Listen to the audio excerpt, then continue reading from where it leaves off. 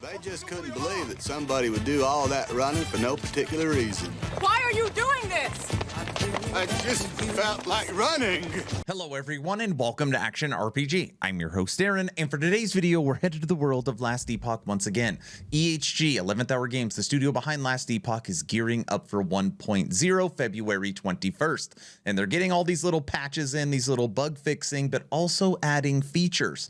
And to the untrained eye, you might not even notice what was added to the game today, because this feature has been requested for years and years and years. But most recently, some new people playing the game are saying you have to get this in, and they have listened. So today we are going to explore 0.92i and log into the game, and I am going to show you this feature. Now, before we begin, okay, it's going to be really quick. Tomorrow on Twitch, we are going to be celebrating 40,000 subs on YouTube. It was our goal for 2023. We officially hit it in October, and I only did that because of you. So just huge thank you again to the community. We're going to be celebrating tomorrow. We're going to be playing Last Epoch. We're going to be having fun, spinning the Action RPG wheel, giving out merch, giving out prizes, giving out games. It's going to be a great time tomorrow on Twitch. Okay, let's go through this and see what's going on. Let's start with bug fixes.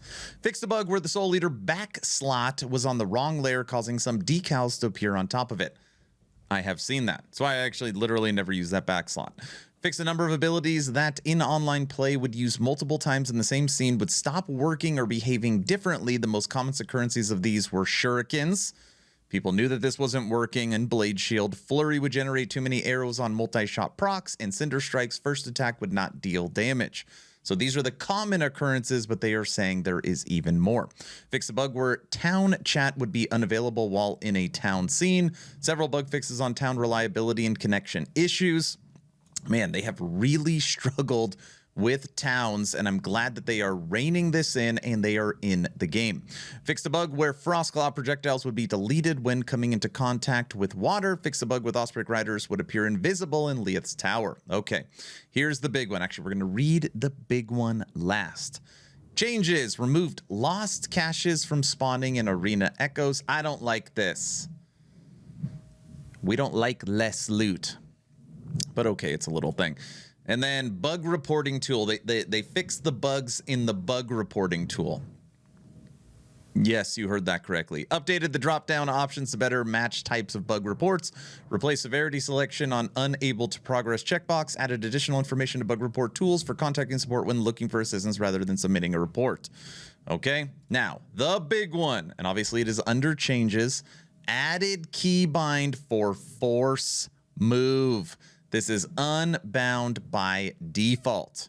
Now, I am going to showcase this and what it means in-game right now. All right, everyone, we are officially logged into Last Epoch, and I have patch 0.92i installed. You can see it right up here.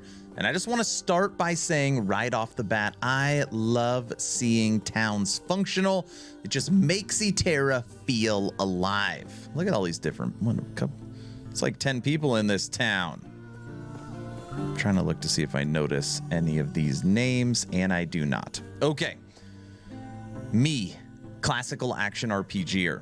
Left click is our bread and butter. This is what we do to move. I know it is very old school, okay? Now, we interact, we pick up gear, this is how we move.